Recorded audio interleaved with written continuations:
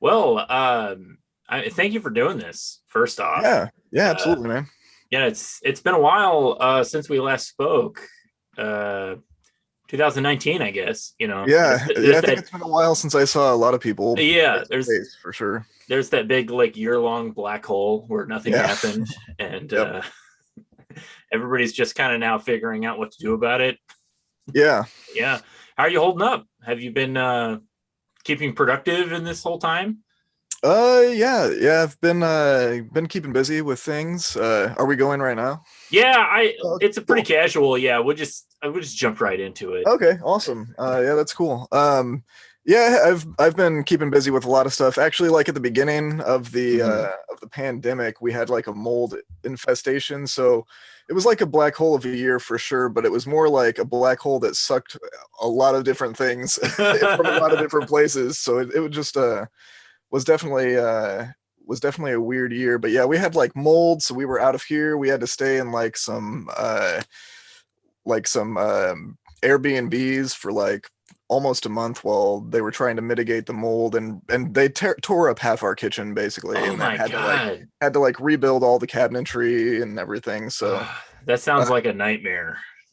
yeah, it was not cool, man. It was not cool. There was actually ironically kind of funny. But this year we had like a almost an echo, a small echo of it because whenever they painted our cabinets last year, I guess they didn't like treat the wood first. They didn't like prime it, or they used the wrong kind or something. Mm-hmm. So over the last year, our paint has been peeling from all of our cabinets. So luckily, we like called the company that did it, and they were like, "Okay, well, we'll come and fix it." But it was like the same thing. And actually, I was getting the Facebook notification for like, "Look at your memory from a year ago." While we're like, luckily this time we could stay at Jessica's folks' place. Like last year, nobody knew what was going on with anything, you know. But this time we were like staying at her folks' place. But I got like the update that was like last year. This is exactly when it was happening. It just so happened to be the exact same week Yeah. that it had been last year. So that was kind of interesting and weird. But anyway, to actually answer the question, as far as like my own comics and productivity goes, Mm-hmm. like I kind of have I'm a little bit on hiatus with a few projects. So Mm-hmm. however, I have been staying busy with like taking commissions and just doing like random things here and there, like that piece I did for the Stingray book that you did, man. Yeah, Yeah, like yeah. so I've been like picking up stuff like that every now and then, Mm-hmm. without really trying to commit to something like too much where it's like I don't know if I want like to commit that much of my time at this point. My daughter also was born in November last year, so my third child, which is my daughter Wow. Emily. Three. So yeah. Well, Yep. congratulations times three. Yes, well thank you. um so Yeah, anyway, that's great. I knew that that was happening last year, so I was like trying to not necessarily plan anything that was going to happen like in the wake of that, and we're still kind of in the wake of that. She's like 4 months old now, so Mm-hmm. Mm-hmm. but I have like an 8 page thing that working on with a writer, and you know, I have my own laser storm and my own comics like that I do Mm-hmm. want to work on, that I want to get back to, and I have like a few new pitch ideas that I've kind of put together that I just haven't really wrangled into anything like solid yet. Yeah. No, But yeah, I I definitely understand. been Yeah. keeping busy. Yeah, Yeah. that one of the common things that I've talked about with a lot of different artists or creators on this podcast is just uh, like finding ways to be productive. And this last year has been a real challenge to that because there's like that it's like a weird, it's almost like what's like a deal with the devil kind of a thing where it's Yeah. like, the world's shut down and you have all the time in the world to do whatever you want, but Right. also it's under the worst conditions, and your And anxiety and your everybody. stress levels are through the roof and nobody Yeah. can concentrate. Yeah, I feel like collectively everybody had like ADD, ADHD last year, you know, where it Yeah, was just yeah. like, oh, what the fuck is the next crazy thing that's going to happen? You know, excuse the Mm-hmm. cursing. Yeah, it's like, what's the next crazy thing that's going to happen? But yeah, also that was kind of my frustration last year too, is right when like the lockdowns and everything were starting and everything like that was happening. This down here is like my space, Mm-hmm. and like the kitchen is right above me. So whenever the mold mitigation was happening, that was happening like right above this space, which everything in here, well, actually, this was a terrible thing that happened was whenever they were pulling everything out upstairs, they accidentally like broke the water line to Oh our my God. dishwasher, which Oh no. created an additional leak down here in our basement. So Right. I see uh, those boxes of comics behind you. yeah, That actually, some books did get damaged. oh no. Oh. Yeah. So, oh man, I was furious whenever that happened. We were like getting ready to go to like one of the. Jessica was leaving and taking the kids to like one of the Airbnbs, and then she was like, "There's water running down the wall in the basement," so I freaked out, and luckily I was like, "I'm gonna," I turned the water off to the house and Smart. called the plumber, called the company, and everything. They came and fixed everything, eventually, and they replaced everything that was damaged. Mm-hmm. The worst thing that was damaged, that actually, whenever I got back to looking at it, it wasn't as substantial as I thought it was going to be. But I had like this portfolio that had all of my personal artwork, not all of it, but a bunch of personal artwork, like original Mm-hmm. drawings and pieces from high school and on. So kind of like a lot of that stuff, like the bottom 4 or 5 inches of that portfolio were like just sitting in water, basically. Oh no. But they brought in like these industrial dehumidifiers. I've never seen or heard Mm-hmm. anything like them, just like thunderously loud. But yeah, for a while there, I was like having to, because I was still working here. This is where I have my work computer because of the lockdown and everything. So I was still Mm-hmm. working here even while they were doing the work up there. But for like, Zoom calls like this and things like that, I would have to go outside with my phone just because like they had air purifiers for one that like were working upstairs because of the mold, and then they had dehumidifiers down here for everything. Man. So it was And wild, man. It so sounded like a jet engine walking into the I was gonna house. say, yeah, it sounds like you had a couple of extra distractions on top of all the normal stuff going on in Yeah, I will 2020. say yes, that stuff is really, that kind of like knocked me off the rails of like going in the direction that I wanted to go, which is like, it's so funny because I talked to several people, and for some reason I personally was like 2020 is going to be a great year. I'm going to like, I've got all this stuff going on. It's going to be so cool.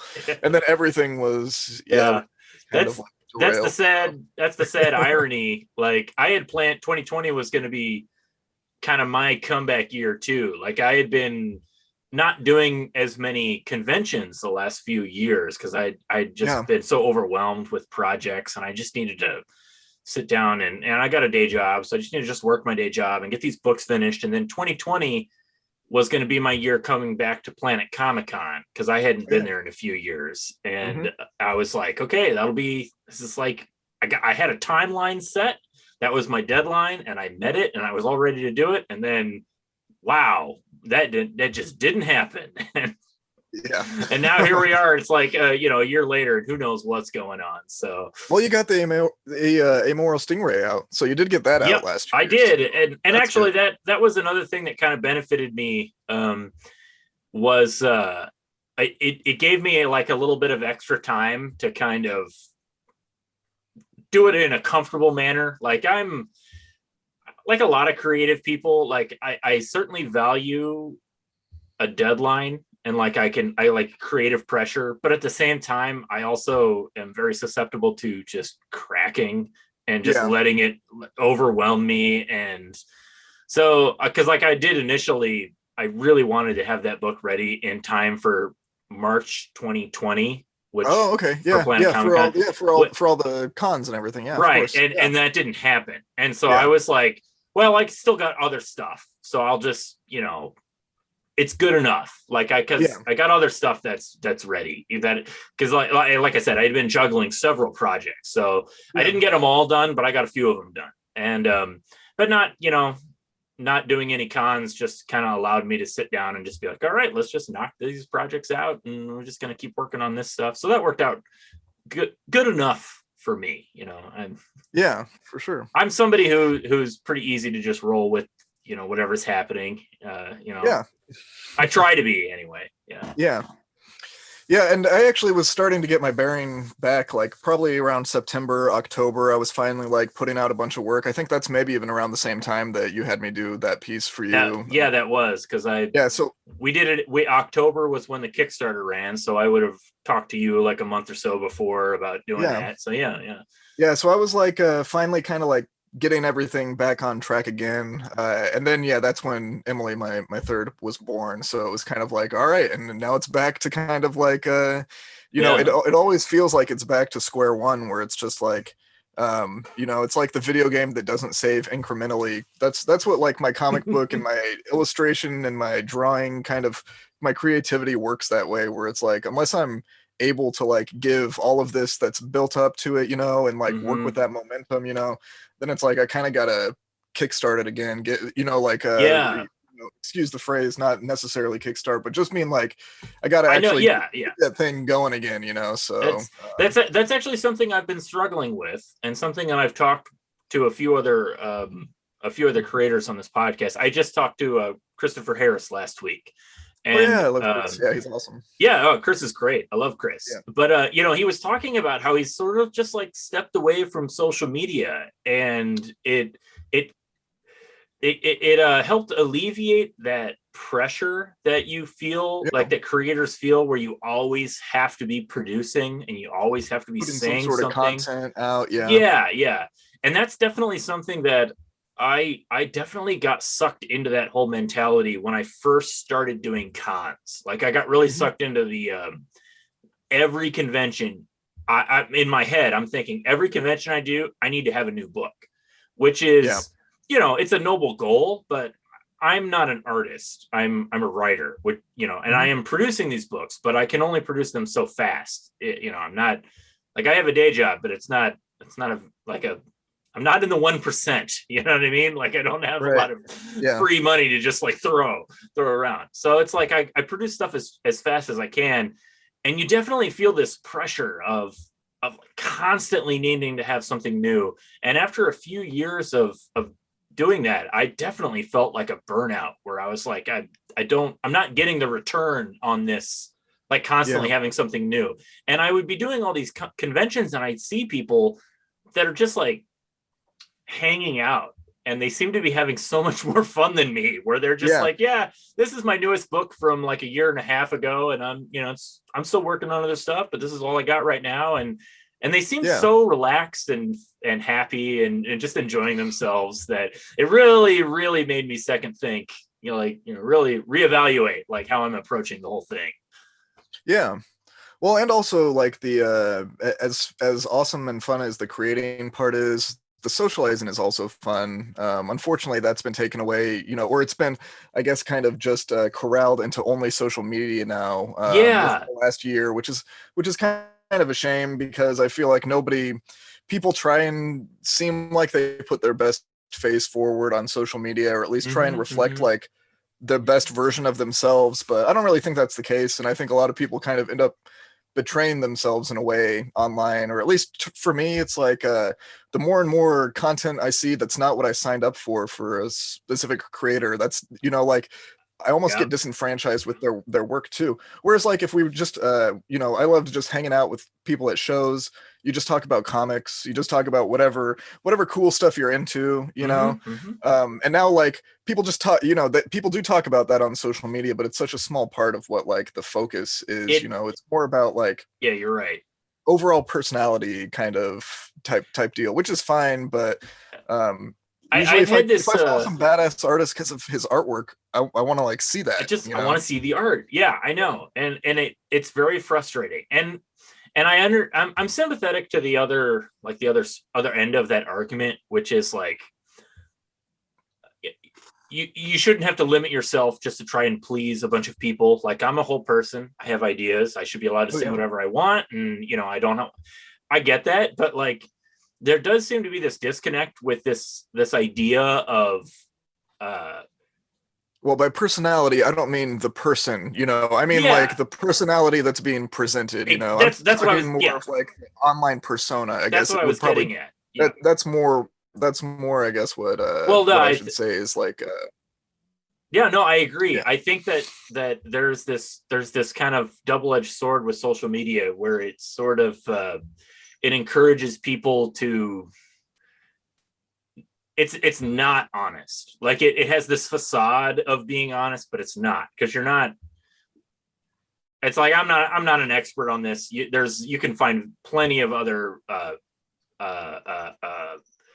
text and like scientific studies that have been done on social media and the effects that it's had on people. Like there are better books out there, but Oh I am yeah. always just fascinated at I do kind of watch people and how they use social media, and especially people that I know, like, because doing comic conventions has been a unique experience where I've been able to meet and interact with a lot of people that I don't really know on a personal level, but I see them and I meet them and I get to spend time with them.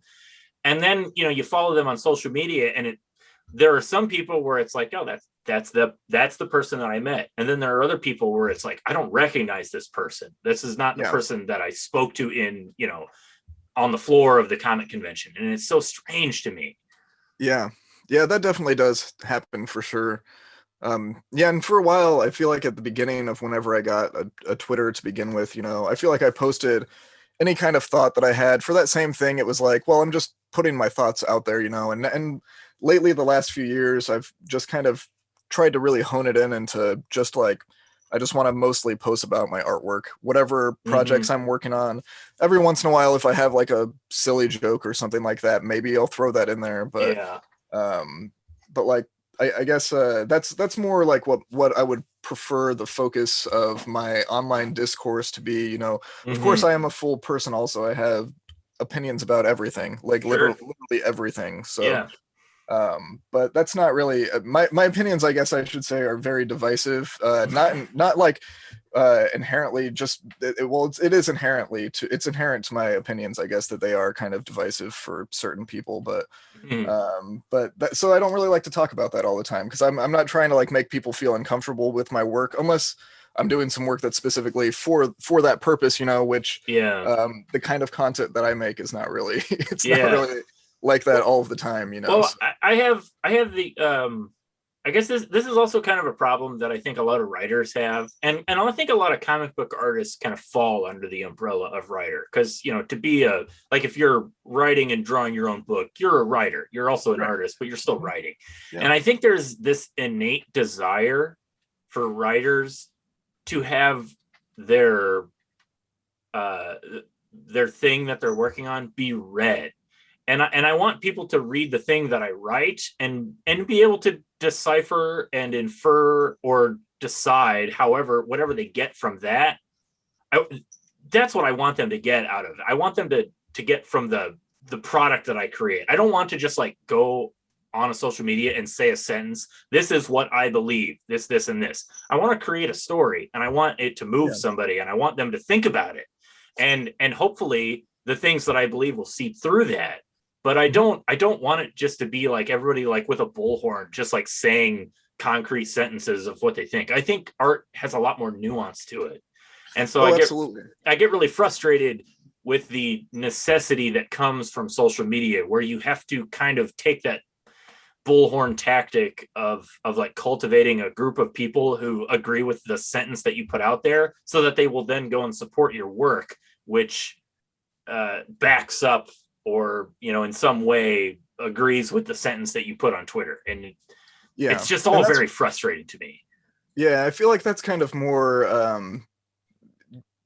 appealing to emotion more so Mm-hmm. than it is appealing to interest or real, like storytelling or Mm-hmm. Mm-hmm. even medium. It's kind of using storytelling and medium in those other ways, which is fine, but that also is not why I'm super into comics. The things that I love about them, they can tell all those types of stories, but I like dynamic storytelling. I like Mm-hmm. things to make me think differently than I normally would, Yeah. so I'm sort of into things like that, and I would prefer to kind of reflect that sort of idea also, like, oh, that's a weird or cool thing, I would rather like elicit that sort of response than like oh man, that makes me angry. This person has called attention to something that makes me very angry, and it's Yeah. like, which is fine too, and there is a place for that because there are a lot of problems in our world, but I would rather get that kind of like, oh, this is really interesting, this is inspiring, this is really cool looking, like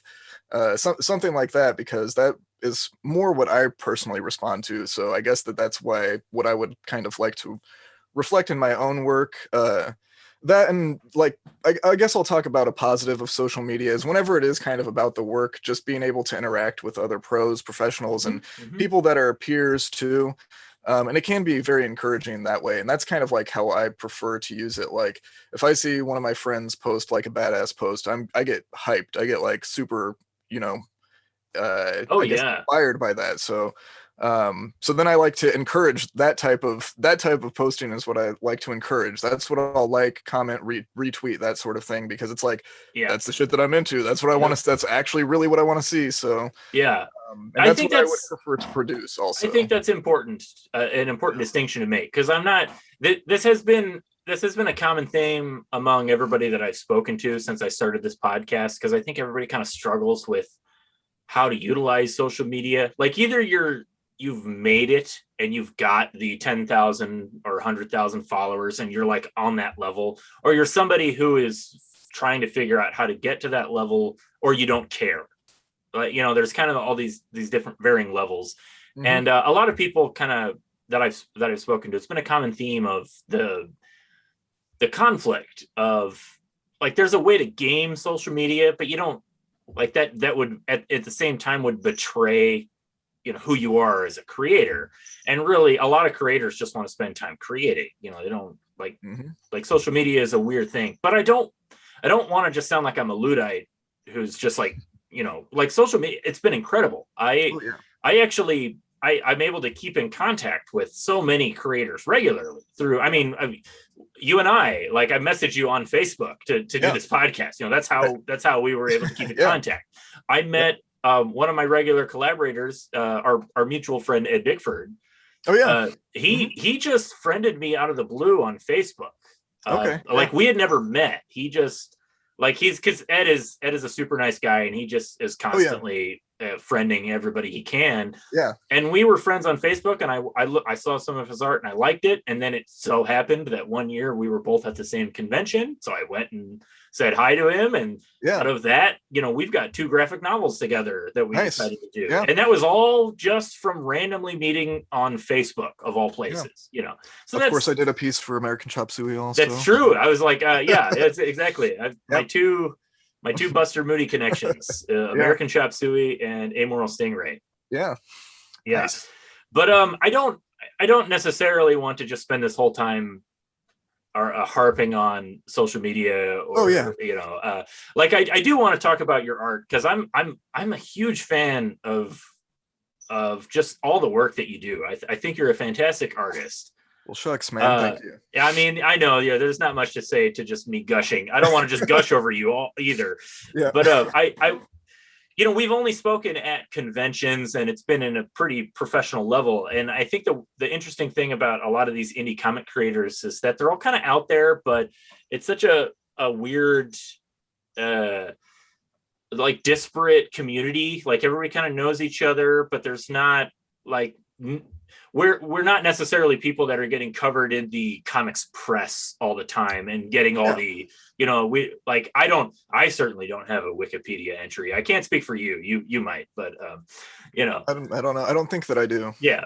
So I'm just curious. You strike me as somebody who has a very deep love of comic books that probably goes back to your earliest memories. Is that a fair assessment?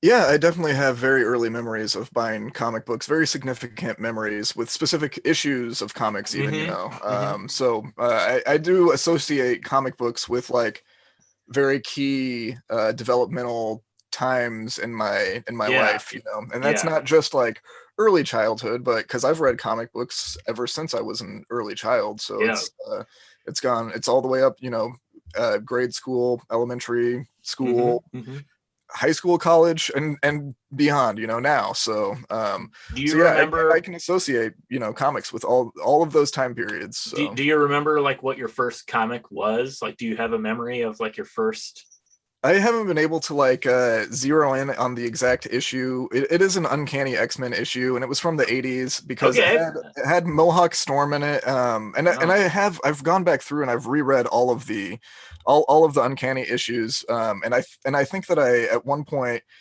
narrowed it down to two because the other situation that I remembered was like Wolverine and Colossus were like out in the woods, and I feel like maybe Colossus was either tearing down trees or there were some trees that had fallen down and he was like moving them, like doing Mhm. some sort of just like yard work, or woods work, So Yeah, yeah. Colossus was out there moving trees or something, blowing off steam, and Wolverine was talking to him out there. And then I also remember like Mohawk Storm. So it had to have been like in the 80s, the Uncanny X-Men. I mean, I was born in 87 though, so it had to have been probably around the time I was born or Hmm.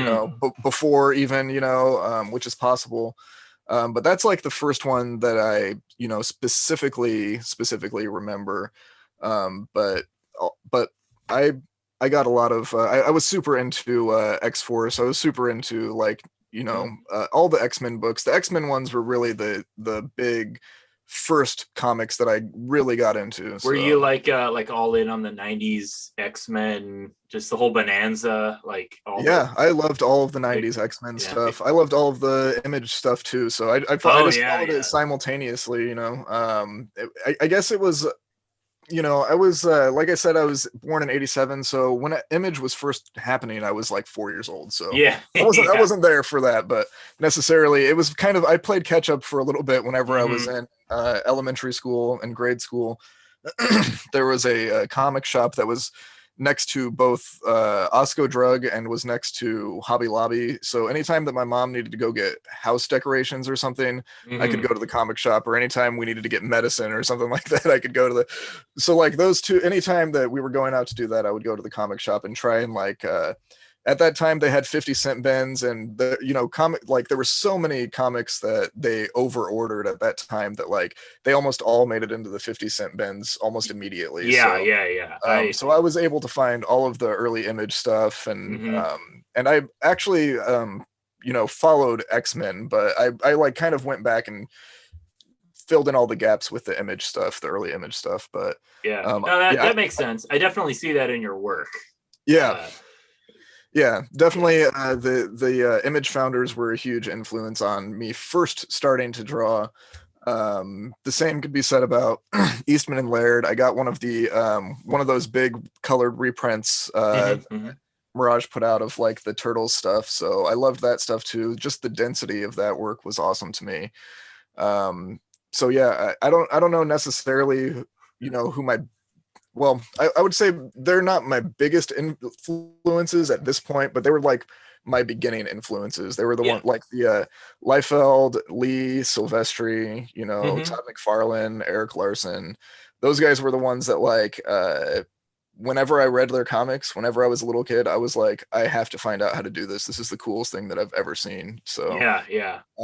so like that's what really made me fall in love with the medium, was those Image books. So that's what I respond to still, is like comics that are like energetic, that like get me pumped and excited. And that's, they don't all have to be that way, of course, but like that's I just love seeing that kind of book. So I like Yeah. that intensity. But yeah. Yeah, that is a thing that I always kind of come back to when talking about the Image books, because I find it fascinating. Like it's such an interesting time in comic book history, like Yeah. that turning point where you had all these superstars working for Marvel and they just leave and form Yeah. their own company.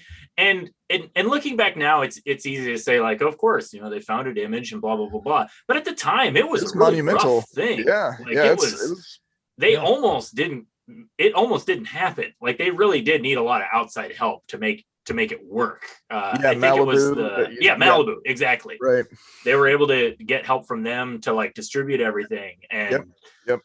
yeah, it's really fascinating to look at now. And it's also fascinating, just not just the other end of the coin of like how many of them are still making comics. Like it did just kind of become a brand and they all kind of got settled in. I think Yeah. Eric Larson's the only one who's like consistently just been making his book.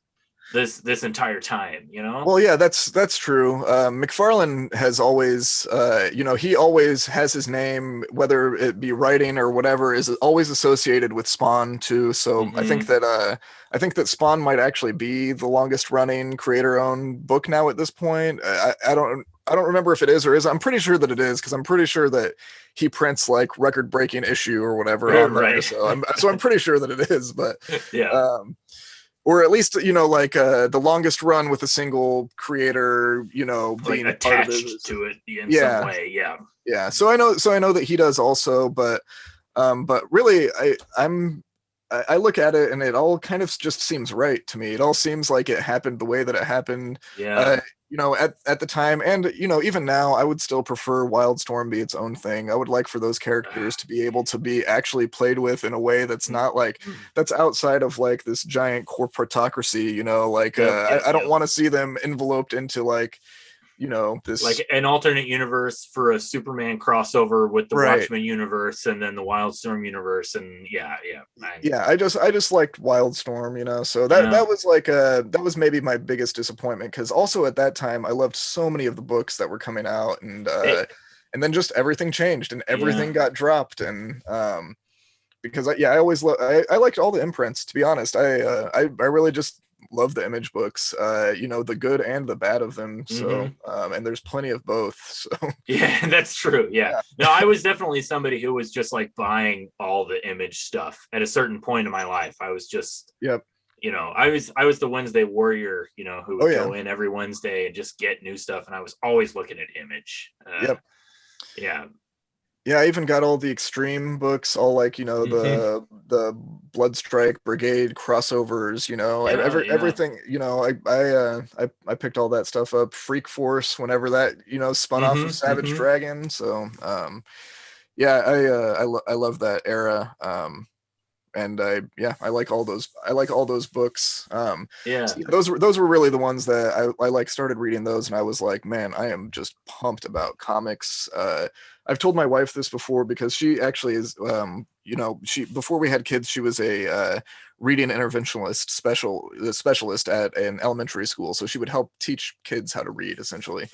Or if they had problems, help diagnose the problems and figure out, individual education plans and stuff like that for them. Mm-hmm. So anyway, I've told her so many times that, like, for me, I didn't even know that I liked reading until I read comics, and then once I read comics, I was like, holy crap, these are awesome. Yeah. And it was like, and I just want to read more too. So Mm-hmm. comics really were a, excuse the term, gateway drug into just reading in general. Like I Yeah. started chapter books because I was like, well, reading is actually cool. That stories are cool, Yep. comics were always the coolest because they had artwork in them, but for some reason my mom she preferred to buy me real books than comics all the time, so Yeah. No, I had the same. I had a almost exact same situation. Like I like to say, I literally learned how to read through comic books. Like yeah. I would read the Sunday comics. I was Mhm. obsessed with Calvin and Hobbes. Oh yeah, man.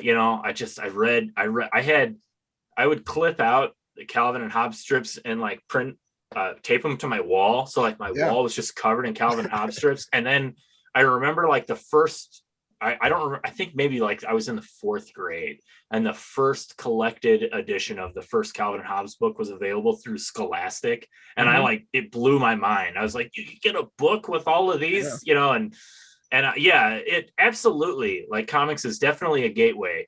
But that it's also funny that it's also that weird. This is just that weird position that comic books take in like the greater society as a whole, of being this weird, like, redheaded stepchild, almost, as it were. Like, it's not And I taken think seriously, but also it's like so important, you know. I think there is kind of a sea change that's happening now, though. I Oh know a yeah, lot more educators and teachers are enthusiastic about comics and kids reading comics. I think Whenever I was a so. kid, I got my comics taken away from me in school. I Anytime I had comics out, I got them taken away. I did That too. happened, Yeah. that happened all the time, all the way, grade school, middle school, up until, nobody cared in high school anymore. But Right. Right. all through grade school and all through middle school, I would always have teachers just snatch comics out of my hand while I'm reading them during their class and stuff. So, Yep. but I think that that's totally different now, where it's like, that was a kid reading, you know. It's Mhm. which is just like you can't get kids to read now unless they're Right. reading from their phone or something, you know. But Yeah. like reading texts or reading, you know, something like that. But Yep. um, I so had a I think moment. it's changing now, though. I think that they're like I know that I actually even at shows I've had school librarians come up and give me like their card and say that like, Mhm.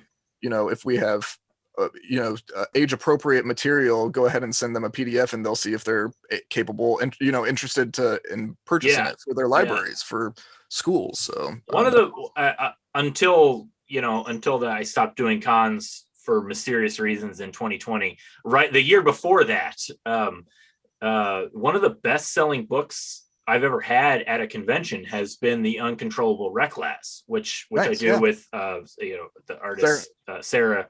yeah, I just keep wanting to call her Sarah Rude. I know she got married, and so now it's Sarah Rude McCune. So I oh apologize, Sarah, but yeah, Sarah Rude is just such an awesome name. But yeah, yeah, Sarah Rude McCune. yeah, She and I do this book, Uncontrollable Reclass, and it's an all ages superhero book about kids. Like I think that's also a thing, is that it's a book about kids. you And guys did a mini comic, I think. yeah, we did a mini Which I comic that picked up. Yeah, I picked that up maybe a couple years ago at yep. Wichita. Yeah, Maybe it was at Wichita, yeah, and I don't remember exactly how many we brought to that show, but we sold out, which is nice. not something that happens to me on a regular basis. Like I Yeah, don't normally sell out of books, yeah, and it was so many of parents with kids. And it was totally a thing where they're like, let's bring our kids to the comic book convention and find stuff for them. And they right. were all in on the the all ages kids superhero comic. Like, yeah, Yeah, it went really great. So I definitely think there's a change. yes. Compare that to I have a very vivid memory when I don't remember how old I was. I was in grade school, and I bought a copy of Barry Windsor Smith's Weapon X graphic novel. So Awesome. I Yeah, maybe seventh or eighth grade. yeah. And that book like changed my life. Like that's one of the most influential Oh books yeah. on me. And It's intense, man. It's awesome. it's Yeah, so good. yeah, And it I is. read that book so much. Yeah, And I it's have this very specific memory where I was like in bed. It's like in the evening, and I'm in my bedroom and I'm reading the book. And I just, in my head, I knew that what I was reading was like something big, like something more than just like a normal, like, it was different than a comic strip. yeah. You know what I mean? Like it's different than the thing Oh you see yeah. in the newspaper. And my dad comes into the room, and I like instinctively tried to hide it from him. Yeah. And my dad is like, "What are you doing there?" You know, like obviously I'm like some dumb kid trying to like stuff something under the blanket. Right. And I'm like, "Oh, I'm reading a comic book." And Yeah. I like sheepishly like give it to him, and he kind of flips through it, and he's like, "Okay, well, as long, enjoy it, I guess," Right. And I was like, "Okay, whew."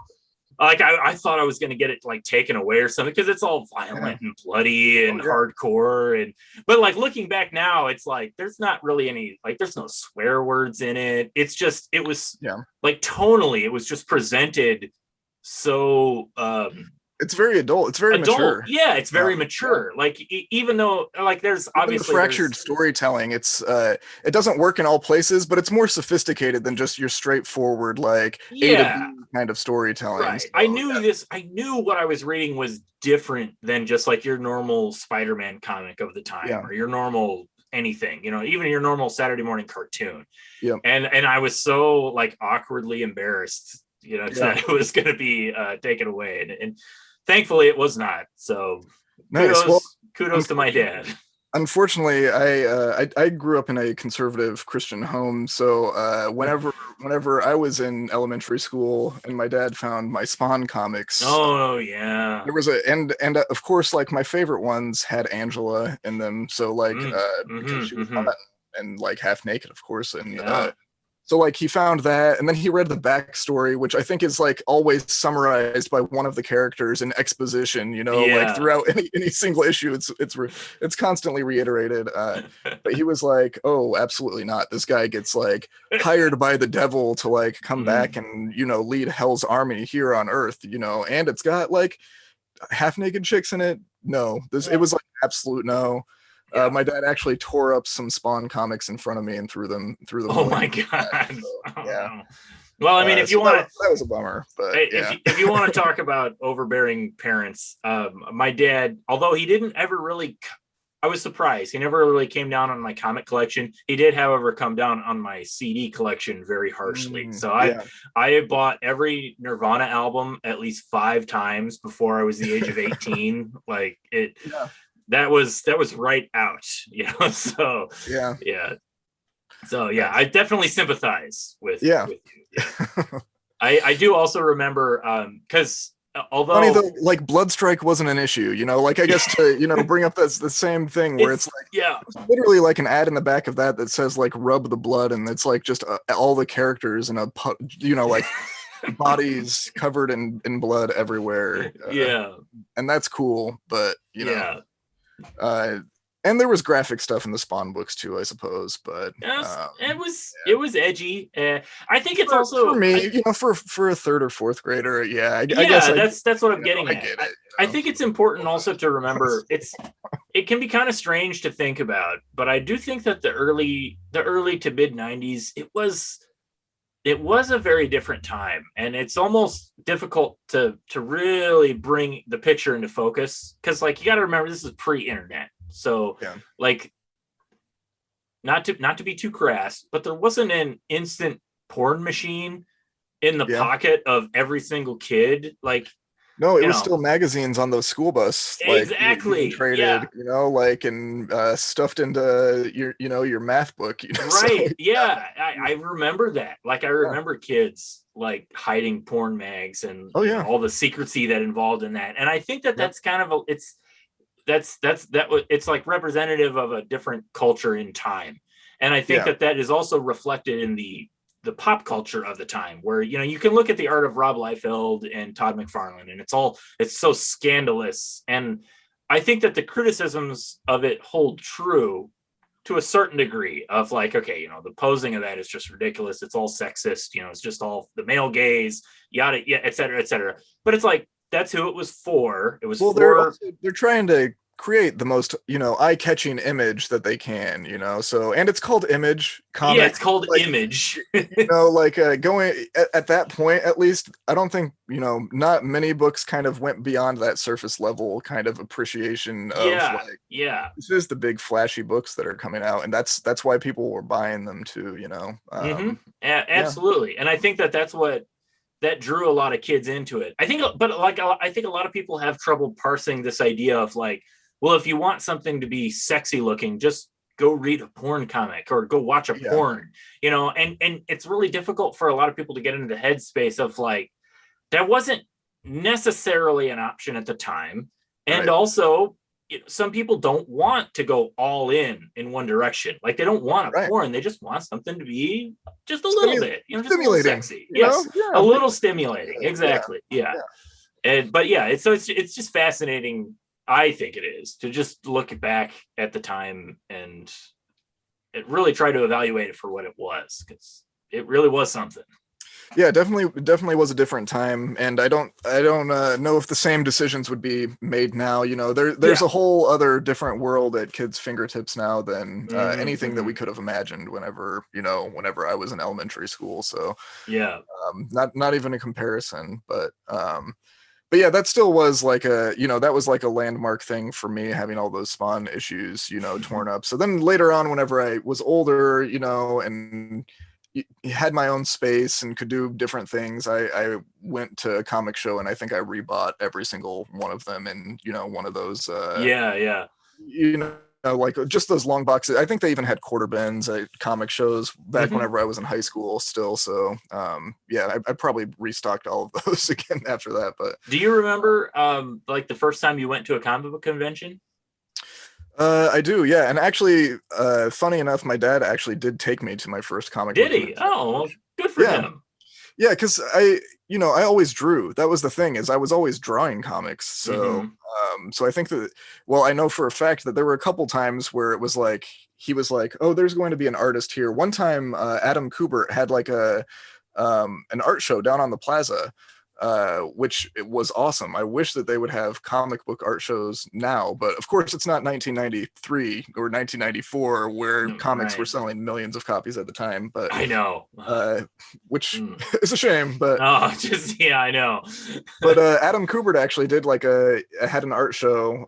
This was the first ever comic, event that I went to, was like this Adam Kubert signing. And the night before, I had my Wolverine issues that he was drawing Wolverine at the time.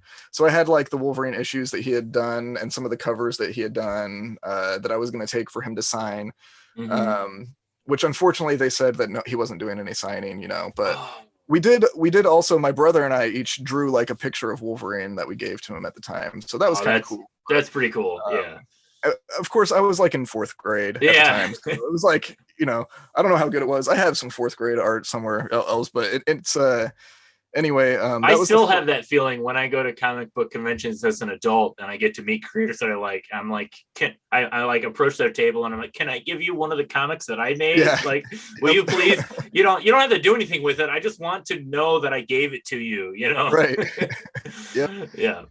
Yeah, so he was super sweet. He said that he was gonna like hang him in his studio, which was really nice. And then my dad was like, "What kind of advice would you give to like a like somebody that's interested in drawing comics?" And he was like, "Well, take anatomy classes, do a lot of still life and figure drawing." And my dad was like, "Naked people. I don't think that's gonna happen." And I remember like after we left, I think he was like, "Yeah, that's not gonna happen." So I was like, "He said I had to learn anatomy, so he said I had to do that."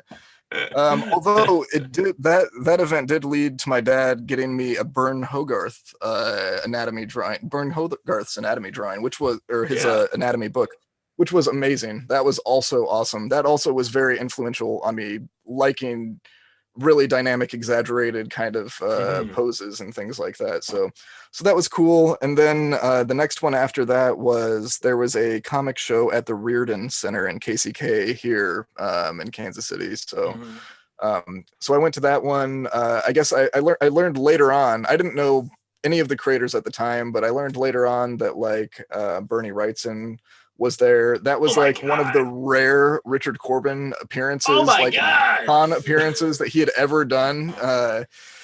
So like I learned that later on, and I was like, I was I was in 5th or 6th grade. To me, I was buying like bootleg, anime that VHSs that I found, and I thought that was actually the coolest thing ever. Like some Trigun or Dragon Ball episodes. I'm like, this is like the dopest shit ever. But meanwhile, probably like I just view Richard Corbin was probably right behind me with nobody at his table or something. I'm sure. Of course. I don't. I just didn't realize at the time. I didn't learn to appreciate him for probably like another 5 or 6 years after that, until I was in high school. So I didn't really get into his stuff, but when I did, I definitely really did. So yep. Do you remember what year it was that you decided to start doing conventions, like when you decided to table at a convention, like to use the lingo, the professional lingo, and when you tried to set up as a professional? The first year that I ever did was, I think it was 2008. I was still, or maybe even 2007. Okay. I was still in college at the time, and I was coloring comics. All through college, I tried to find and get as much comic work as I possibly could in any way whatsoever. So I was doing coloring at the time because that's literally the only way that I could get people to respond to me and say that they would give me money to make comics, was like if I would color comics, which I could do. I knew how to do, I knew how to do all of the, necessary things in order to do that. So I was coloring comics for a long time, and then a couple of like the coloring gigs, I got friendly with the artists and they offered me to draw like backup stories and things like that in their books. Like Screamland, for example, at Image Comics was maybe that's the first ever published Buster Moody thing. Maybe outside of one, there was an Image anthology that I worked on with the writer of that also, Harold Sipe at the time. And it was for, do you remember they did like a Belle and Sebastian book? This was not for that, but Image Comics did like a Belle and Sebastian book, and they were like, now we're gonna do a bunch of just like music themed anthology. So one of those music themed anthologies was for this British band called Spearmint, this indie band. They're pretty decent. They're okay. They're pretty good. Like twee, twee pop rock kind of stuff. Yeah. Anyway, so my buddy knew their music and was writing a story for that. So he asked if I would draw it. So that was probably the first ever thing that I actually did that got printed professionally, quote unquote, I suppose. And from there, I also he asked if he was going to have a table at Planet Comic-Con, and he asked if I would want to table with him because the artist of Screamland, Hector, was not able to make it that weekend or something like that. So I was like, well, yeah, I might as well go and do this comic show, So yeah. So in anticipation of that, I knew that people sold prints and stuff like that. So I did a couple 11x17 drawings and made prints out of them. And then that was basically it. That was my first comic show. And it was then after that, I just did comic shows every been doing it ever since. Every time that I could get a chance to. It's been a little bit less since I started having kids. Every year it seems like 1 or 2 shows drop off. Before I had kids, I did 18 shows one year. It was crazy. Yeah. There was one month where 3 weekends in a row I had shows that were out of town, and I remember Jessica was like, "You can't do that again. You can't just be gone. You can't just be gone." Yeah. Right. Yeah. So it was like, all right, well, I'll try not to triple them up, I guess. So, but yeah, since I started having kids, any of the shows that I came back with in the red, I was like, all right, well, those are ones that I can go ahead and get rid of. And, right. Yeah. Luckily, I generally do pretty well at a lot of shows. So just based on sketches and selling prints and things like that. So, yeah, yeah. Ever since then, that's when I did it. So Planet technically was my first show that I set up as a quote unquote professional at. Yeah. So when you do cons, do you primarily sell art and prints? What's your strategy for doing a con? How do you really expect to make your money back? It depends on the show, but the way that I actually make my money back is from sketches and just selling as many commissions and sketches as I can the first day and a half, and then just trying to get all those done by the end of the weekend, And there's only been one show, one C2E2, where I took on too many commissions and couldn't get the work done and had to mail them. Wow. Every other show, I get them all done in the allotted time and everything. So, so that's my primary way of making money at shows. But it also, depending on the show, whenever I would set up at Planet Comic-Con or, KCCC, whenever that was happening, or even, Craig's show in Lawrence, the Free State Comic-Con, anytime that I would set up at any of those shows, it's also a possibility that I'll sell some originals too. That's one of the things that for some reason there's a lot of the local collectors around here, different, I will sell maybe a page or a cover or something like that. And if that happens, then it's oh, the weekend is good, it's all good after that. You're set. Yep. Yeah, exactly. Yeah.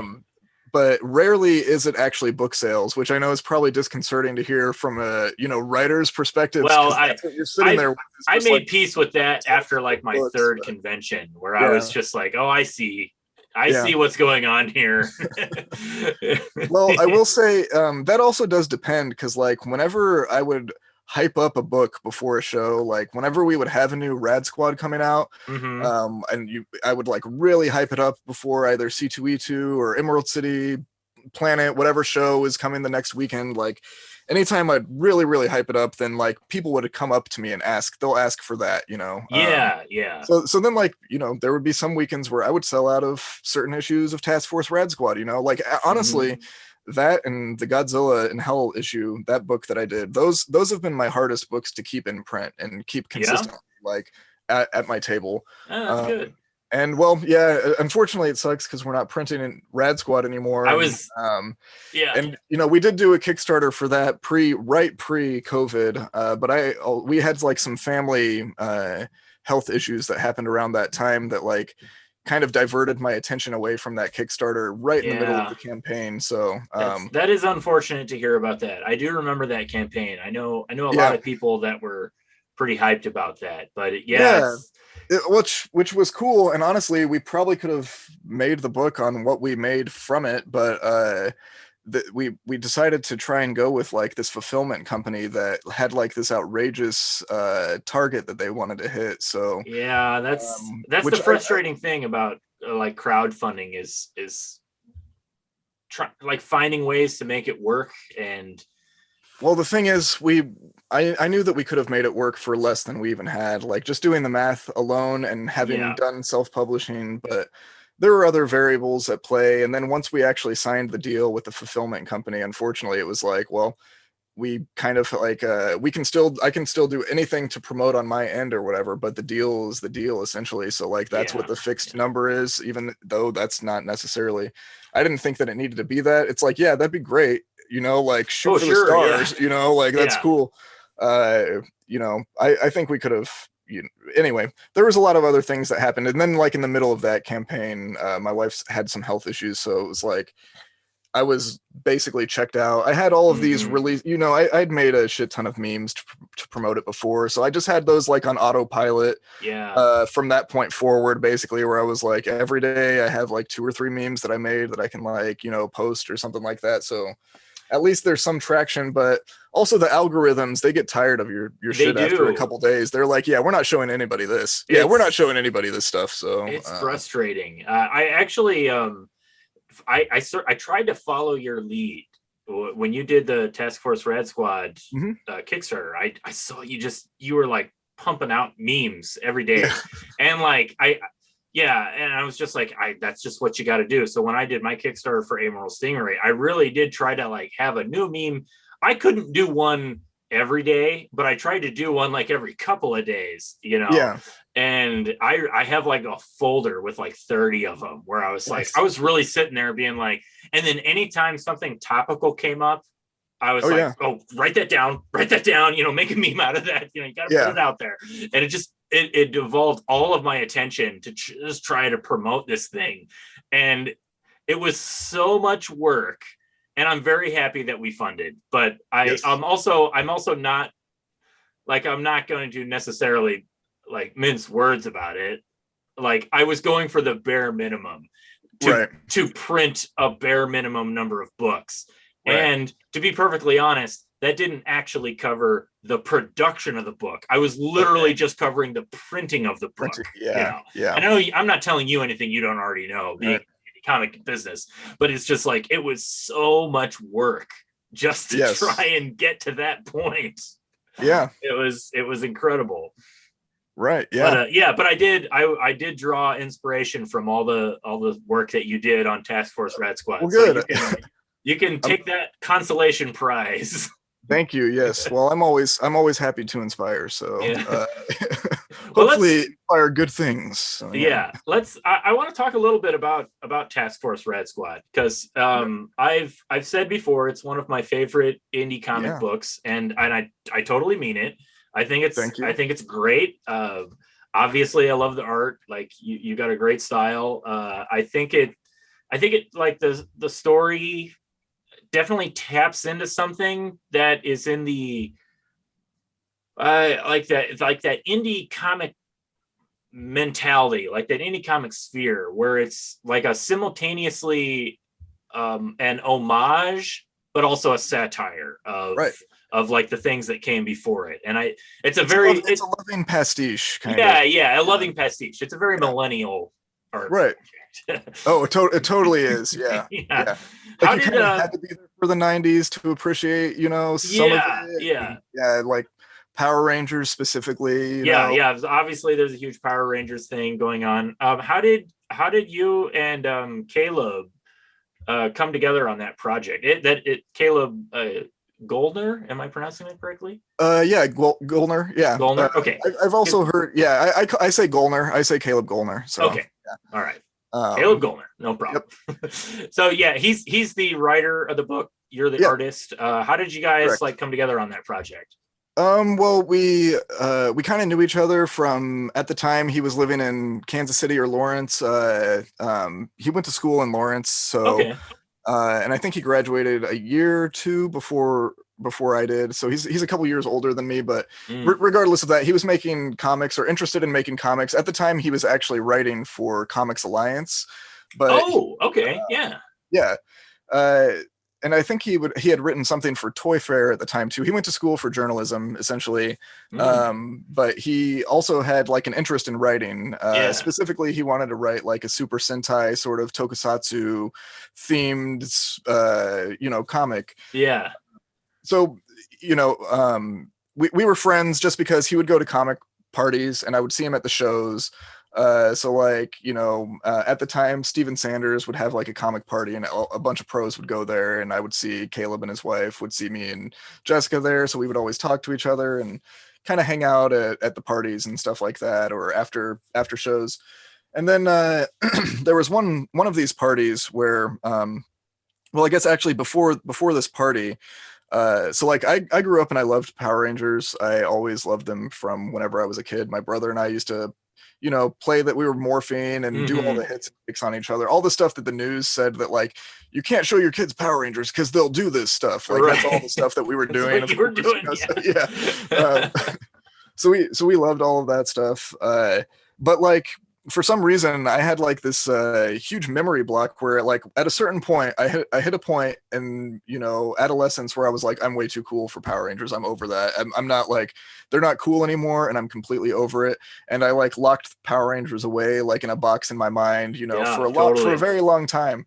So anyway, then I, went through the rest of middle school. I went through middle school or whatever, high school, college, and then graduated from college. And I would call this like I had sort of like a psychedelic period of my life, essentially, where I was experimenting with a lot of different things and just doing all different kinds of wild stuff. So there was one.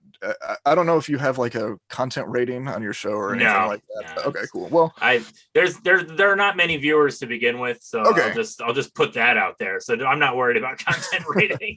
cool. Well, all right. Well, then I'll say that I was tripping balls on ketamine one time. And I was having like this really strange experience where it was like a conversation between myself and what in my mind was God that was at that point in time manifesting as Zordon. So like, Okay, which yeah, like I said, I had not thought about Power Rangers since early childhood. yeah, So I think they must have touched on some sort of like archetypal thing with like that tube with a floating head or something, yeah. whatever it was. It Just like worked on my subconscious that mind and that image was whatever. just burned in there. Right, like that figure of authority floating in space, it just Yeah. up there. So for whatever reason, in this trip that I was having this conversation with God as Zordon. So and I won't like get into any of like the details of any of that, but it was like really weird. And I remember the next day, whenever so anytime I would take a substance or do anything like that, I'm still like this where I have to kind of sit back and consider it. I like sit back and I'm like, so what happened? Why did this happen? I view a lot of those things as kind of like therapeutic in a way where it's like a lot of psychedelics will show you something or tell you something. That's how I view them. Hmm. People can think different things, but that's sort of how I see them. And so I was thinking about that later, and I was like, man, that's so strange. I haven't thought about Power Rangers since I was so young, and kind of like what's like the significance of all of this. And then the weekend following that, it was probably just 3 days later, 3 or 4 days later. I think that happened on like a Monday or Tuesday, and that Saturday there was like a comic book party, like a get together at somebody's house. Uh-huh. And I went to it, and Caleb was at that show. And like for the first time ever, he asked me about making a comic with him, and I was like, "Oh, that could be kind of cool. That could be interesting to do." Hmm. And he was Hmm. like, "So I'm thinking something sort of like Power Rangers." And I was like, "Oh, ding, ding, ding."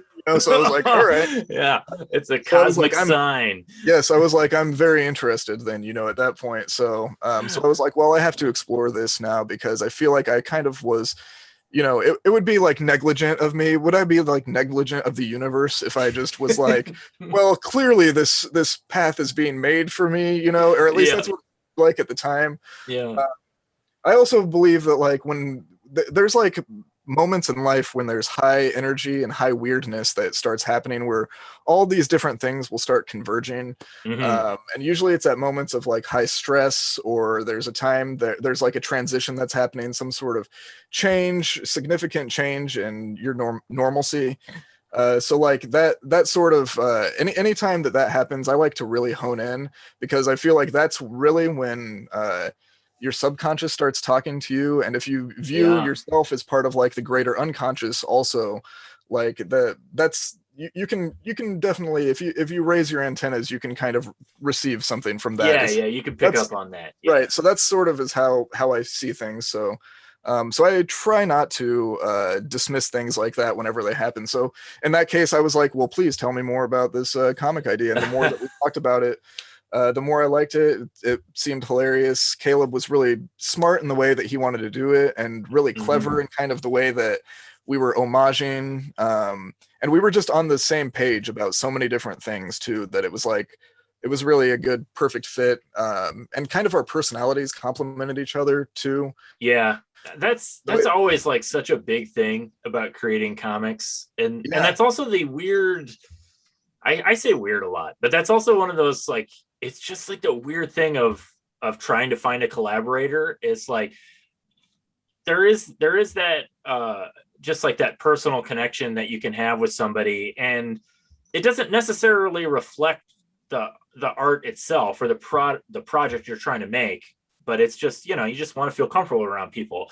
And that's what it can kind of be distorted to this strange obsession of like constantly networking and being friends with everybody, and you want to try and connect, and then you just drive yourself insane, just trying to like put that version of yourself out there. I don't know. It's something I overthink probably, but I know what you mean. Like, it's because a lot of times when you're collaborating with somebody, or like, well, let me say from like a writer's perspective, like when I come up with an idea, I'm like, okay, I want art that looks like this, and you will go crazy trying to find the right person that can fit that. Like, you can think of like this famous artist, he could do it. But if you were actually to sit down with that person, I don't know, you just don't guarantee that they would be able to do it, because they might not care about, they might not connect with you in the same way that you imagine that they would, there is that like underlayer of the collaborative process of comics that I think is so essential to like a lot of the greatest works that have been put out there. And I think it's also the thing that new creators don't really think about. Like, they just think, I'll just hire an artist, or I'll just, find a writer, and well, and it's also nice just to feel like you have like camaraderie in like in the book that you're making, where it's like we're actually on the same page, our personalities vibe with each other, we enjoy talking to each other, like, which that doesn't always happen. Like, I've met a bunch of not a bunch, but I've met creators before that like I love their work, or I think it's really cool, and then I like meet them in person and I'm like, I could stand to not be around that person, like, it's like I don't really need to be around that dude a lot. So like, and then in that case it's like, well, that probably is not the type of person that I would want to like have to be interacting with if we were trying to put a book out, so right. So that is like a very huge thing. And it was awesome because Caleb and I kind of, like I said, we just kind of checked a lot of those boxes off, had similar interest pools and everything. And I can, confidently say that it was the right choice, because Caleb and I then went on to make like the Turtles, fan comic that we did. Which is included in Teenage Mutant Ninja Turtles. So like, and that ended up leading to both of us actually getting, our first licensed professional work. So I don't really consider a lot of the stuff that I did before Task Force Rad Squad, I don't really consider that as much my work, because I feel like that's more like, that was like ground level in the mud, me just trying to do something and figure out what is going on, that was learning as you go, period. Right. And I would also call that like a not fun learning experience. Like, there were a lot of things from that time period that it's like, wow, that was just not fun, and so much of this work that I put into it was like not worth it. But once I just like figured out, like, I don't just want to be published in comics, like that, that's what I had to let go of. It was like, yes, if I stop coloring, then I'm not going to have a book out every month or every couple months, like I did, but Mm-hmm. which maybe that's going to suck, but then I can actually take time and make something that I'm proud of, so like Yeah, that's yeah. so like a lot of that stuff, it was cool, but it was more like that was definitely the learning curve, and post Rad Squad, and all of that is what I necessarily that's kind of what I necessarily consider my my Mm-hmm. actual trajectory How of my work. So how long did it take you guys to do Task Force Rad Squad, if you don't mind me asking? There's I believe 6 issues. there's 6 issues and it took 6 years. So we Okay, just did an yeah. issue per year. So And I feel that. yeah, starting in I 2012 or 2013, mm-hmm. one of those years was the first year that we did it, and then we put out an issue a year after that. So Yeah. and Yeah, we I didn't did. try and do anything crazier than that necessarily. The only crazy thing we did was we did do a couple. We did a couple the short form comics in that meantime. Like we did Mm-hmm. our Turtles work that we did was in the time that we were doing that too. Mm-hmm. Mm-hmm. Caleb and I did a story that has yet to see print for Dark Horse Presents also at that time. Oh, okay. Yeah, maybe that'll get printed at some point. Probably not. I think the rights already reverted back to us at this point. But Oh. Mm. and then yeah, like the turtle fan comic that we Yeah. did, like all of that we did in the meantime too. So along with other stuff, I stay busy with commissions too. So Yeah. Well, the Turtle fan comic is such a like a heartwarming success story, right? Because like you said, it led to yeah. licensed paying work. What did you guys get work in an issue? Like what did you do for the Ninja Turtles? What did that lead to? So it actually it took about a year from when we put out the fan comic. It kind of blew up online for a while. At the time, people were on Tumblr, and it got like a bunch of notes on Tumblr. Mm-hmm, mm-hmm. That was like the first time that I had really a bunch of creators actually one-on-one reach out to me and be like, "Hey, I really like this work. This is really cool," Mm-hmm.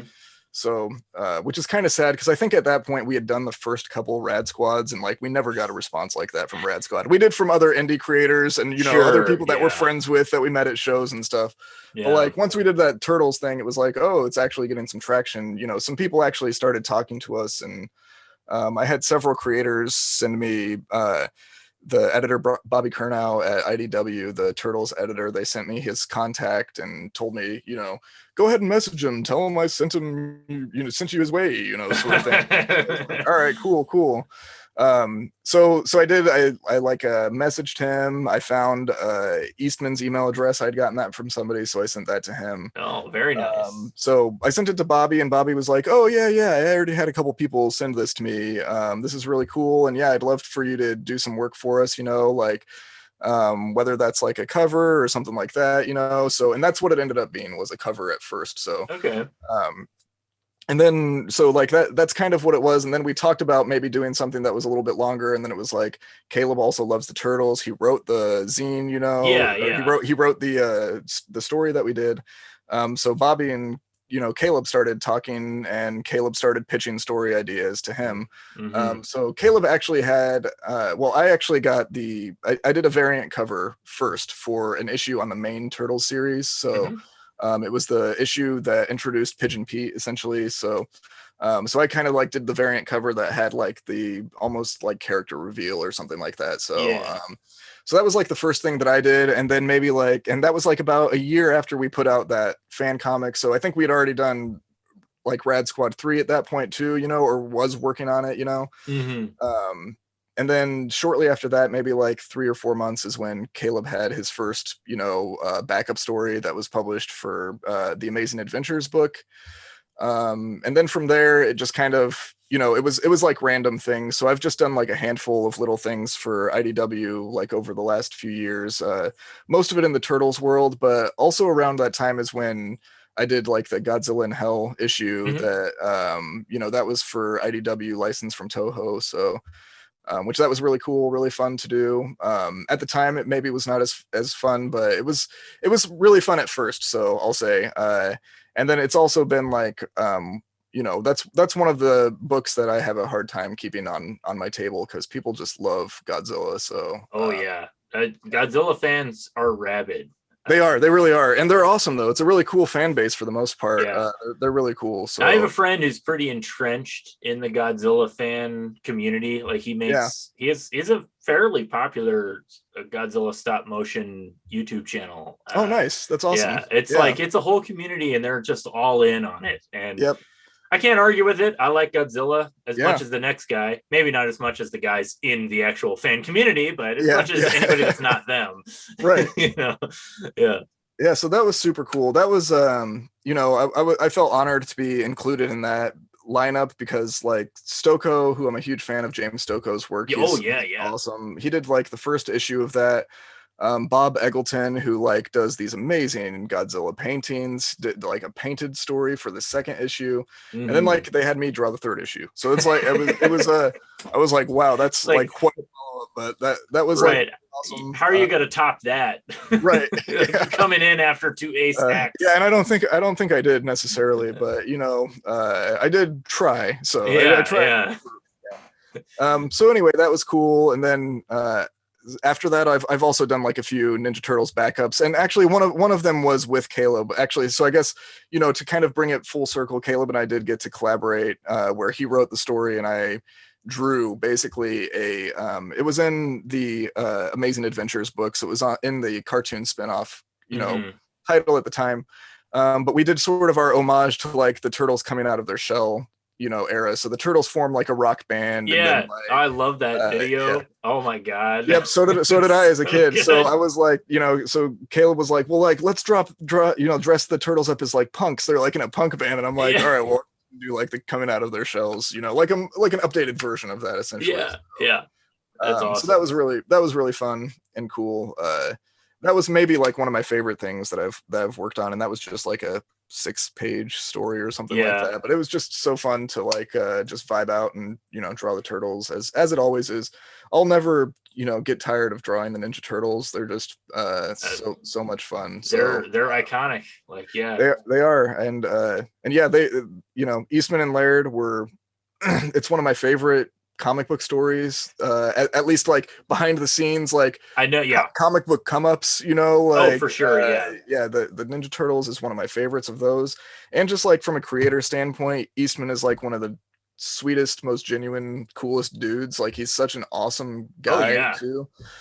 And he's like, he's really good too, and he's still in it. Like that dude like loves comics and loves the Ninja Turtles. So I don't have a bad thing to say about the Ninja Turtles at all. And Eastman was and Laird both, they were a huge influence on me. Like the density of their comics at the time, it just seemed like every page was full, and that was just really cool to me at that time too. Like that level of density and kind of the shading techniques that they were using. I know a lot of it was like the duotone paper that they had at the time too, but like a lot of that grit though was from their lines too. So I liked that texture that they were able to get to. So so those guys were a huge influence on me. So even just being able to work on the Turtles at all, that was like, that's like one of my comic book, like I don't have a comic book bucket list because my bucket list is just to draw comics, to make comics, so just making comics in general, I feel like I'm achieving my goals of making comics, but but like if I'm gonna work on licensed properties, like the Turtles is up there as far as like that would be my choicest one of my choicest properties to work on, and luckily I have, so that's really cool. Do you I totally get that. Turtles are great, and I definitely see that in your art. I think a lot of your art is I see the influence of that 80s black and white boom. And maybe it's just your use of ink, that really gives the page a lot of heavy black and white starkness to it, which I think it's lost in a lot of newer artists that have come up in the digital age where coloring is so ubiquitous, and there's so much comic art that is actually almost completely done at the coloring level. Like it's the lines are just there to just fill in where the colorist is going to go in and create the actual image, you know? Yeah, I would say a lot of those artists have more of an economy of line than I do. You know, they're able to they're able to make a lot more out of a lot less, you know. And that's certainly one approach that definitely makes sense as far as like time is concerned, and as far as like putting out as much product or as much comic, you know, as much as you can in a given, you know, amount of time. Yeah, I don't know as much if that like is a reflection of like the tools that people are using now, or if it kind of is just because, well, it's probably both, probably the tools that they have and just the fact that like, you know, you can work way more expediently that way, you know. So so I definitely get that, but that's definitely not where my heart is, you know.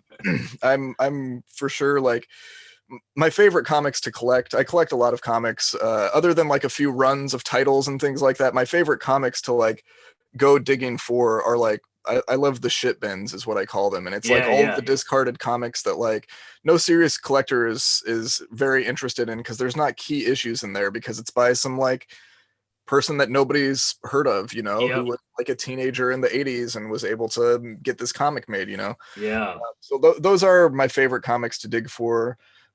Which is nice because there is like an appreciation, like an emergent appreciation of them that's coming out now. You know, I see like the Power Comics YouTube channel, which is they cover almost all of the comics that they cover are comics that are like, I have like a short box that has all of those issues in them, you know.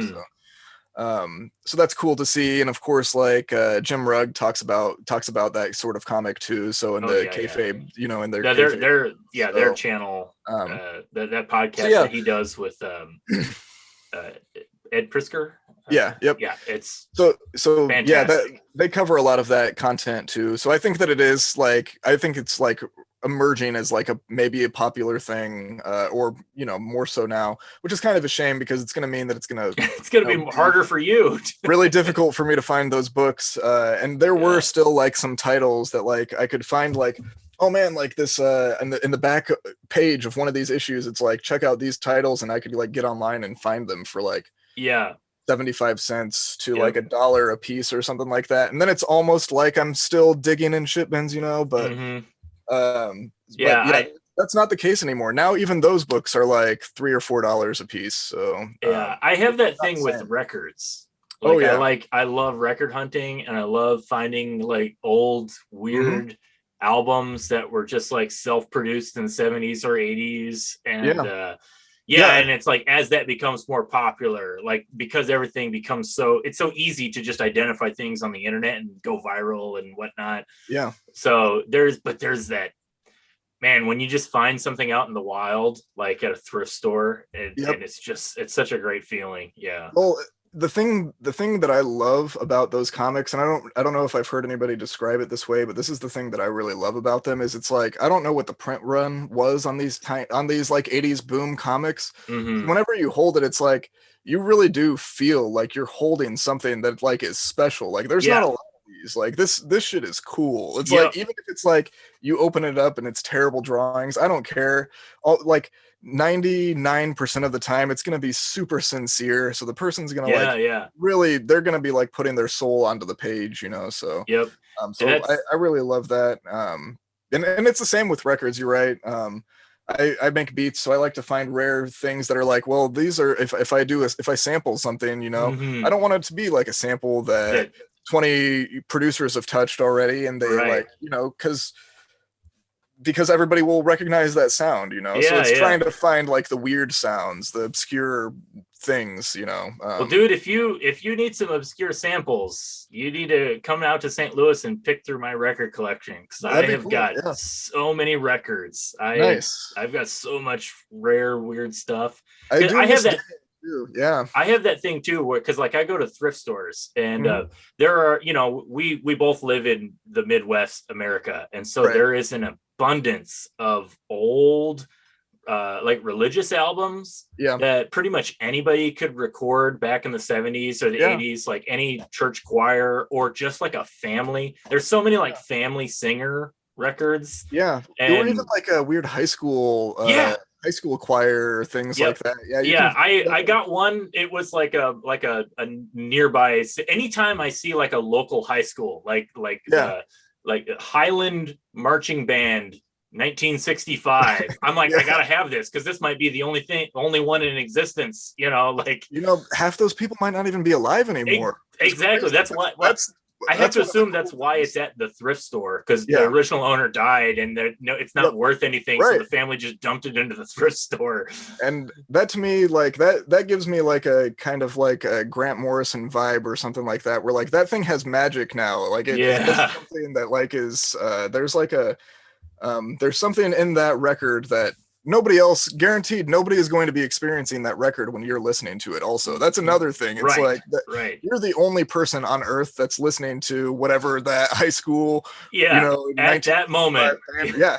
can So that's a guarantee. that's a rare, unique experience. I would say that that's a powerful experience and a powerful moment that you're I think so creating too. yourself. Yeah. And I do feel that same way with whenever I read those comics. I'm like, Hmm. guaranteed nobody's reading, like if this would have been last year, nobody's reading Lance Stanton when I'm reading this issue, this comic that came out, from yeah, nobody's reading yeah, those type of books at the same time that I am. So I think, Yeah. that that's really cool, and that's fun. I That's feel you. I totally feel you. Well, dude, we've gone a little bit over the initial hour that I promised you oh, that okay. this would be, but No worries. I don't have a hard cutoff time, but I try to be mindful of everybody's time. But before we wrap this up, I just like to hear a little bit more about maybe like what you're working on or what you're planning on doing. Like, what are your plans for the future? Anything that you had, like, what's dominated your focus the last in Well, recent times? Yeah. right now, what's dominating my focus is trying to get my garden started. I'm starting a garden. How You know, very zen. yes. But also just I have a handful of commissions that I'm trying to get caught up on. Once I get caught up on those, I think I'm going to close my commissions for a little bit and try and bust out. I have this 8-page story that I'm doing with Aubrey Sitterson. Oh He, yeah, yeah, he's a great dude. He's been wanting to work with me for a while, and we've been we even did like a failed Predator pitch yeah. last year. So we've been trying to like get something going. So Oh, this that's is like awesome. yeah. So this story I've already got it all thumbnailed out. I've got I even started on the pencils for the first page, but I just need to basically get to the point where I've cleared up. I've got like 3 kind of big commissions I need to finish up, and then it's like, all right, now I can actually Hmm. devote my attention to this without feeling guilty that somebody has paid me for something that I'm not giving Yeah, them. So yeah, yeah. which that's like an ever-present thought. I always feel like that's like the case, but so it's nice to get things taken care of. So it's like, all right, I can get onto that, but that's kind of like the main thing. But other than that, I'm hoping that I can get Laser Storm started back up again.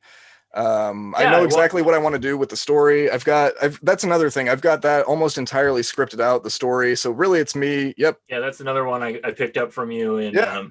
Wichita, I believe. Yep. Yep. So and I have I think I got 36 pages of it done kind of Okay. before all of the leak and the mold and all of that stuff Yeah. started. That really was like the wrench that got thrown into like my Laser Storm, and since then it was like Hmm. I've barely been able to move forward on it. I've done a few like drawings, like just so that way I can feel like I'm sketching the characters and letting them still like live in my head. So I just need to get Hmm. back into that world essentially, in that mindset.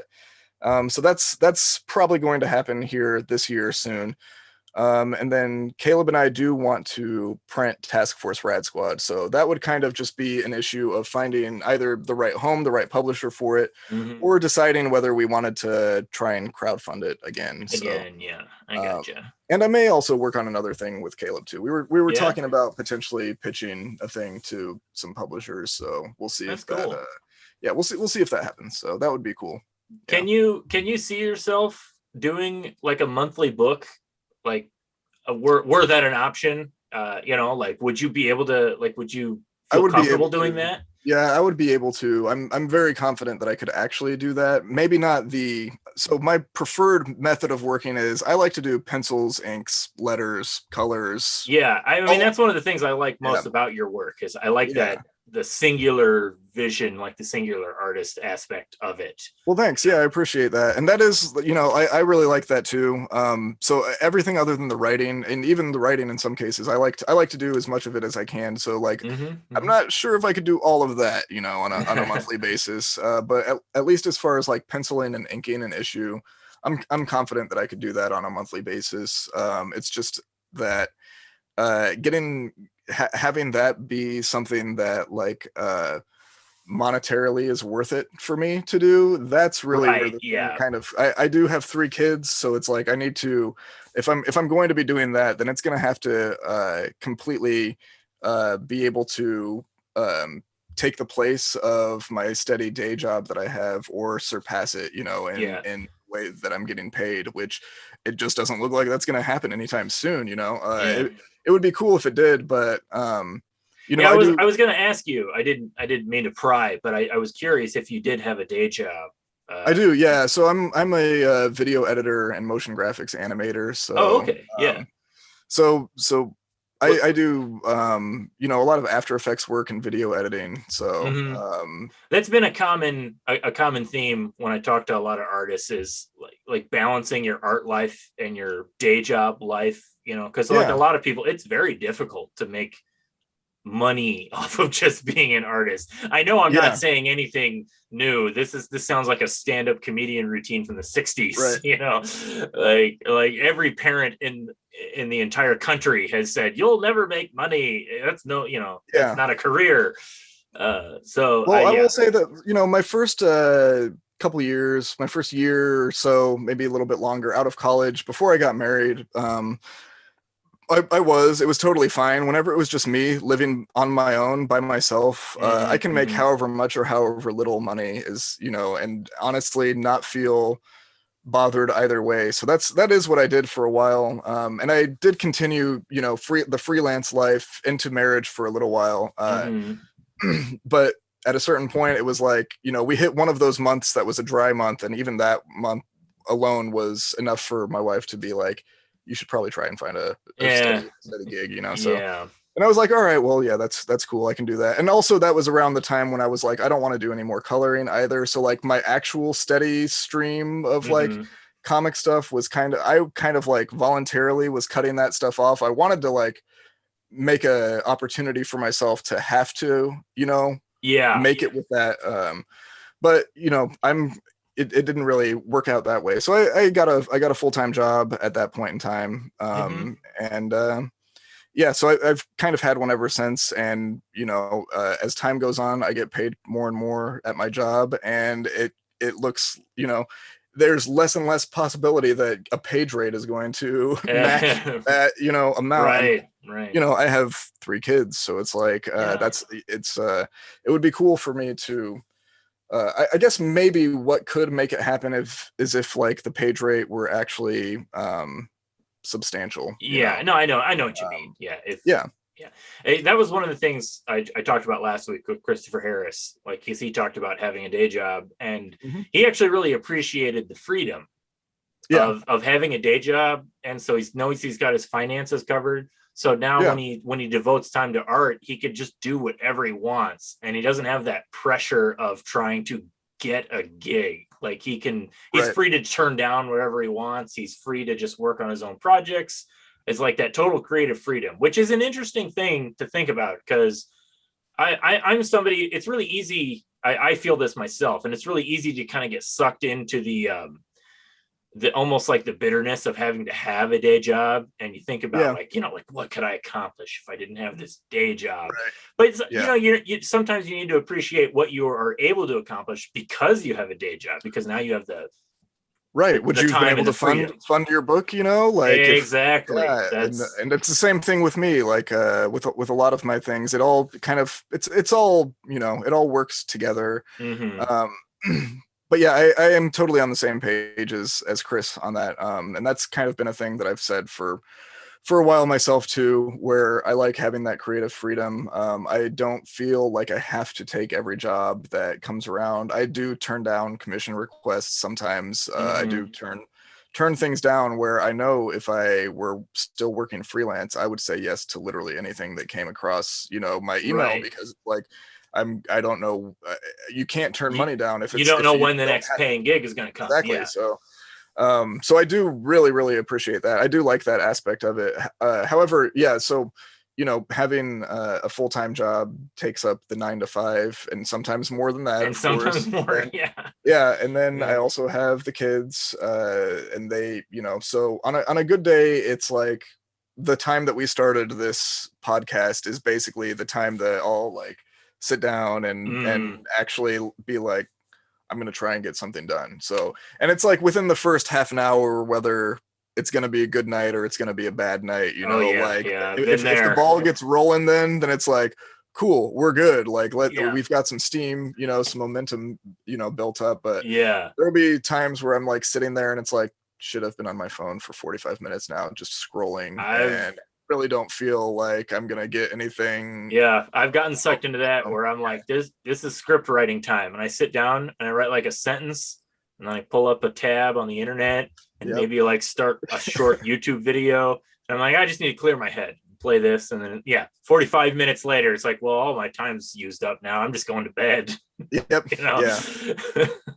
And the thing is that it's so funny because the thing is once you're like actually working, and if you can get into that rhythm, into that groove, then it's like you don't want to stop. Or at least for me, it's like I really don't want to stop. If it's going, it's like it's 2 a.m. It's like I don't care. I'm gonna try and ride this wave out. Totally. So, and then I will hit a point. I will always hit a wall every night where it's like, oh shit, the last 2 or 3 lines that I drew, I'm gonna have to like go fix those lines.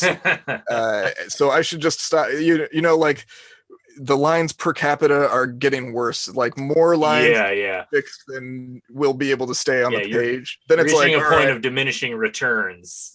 Yes, it's like now I'm just gonna have to be tomorrow spending 20 minutes fixing my fuck ups for the last 20 minutes today.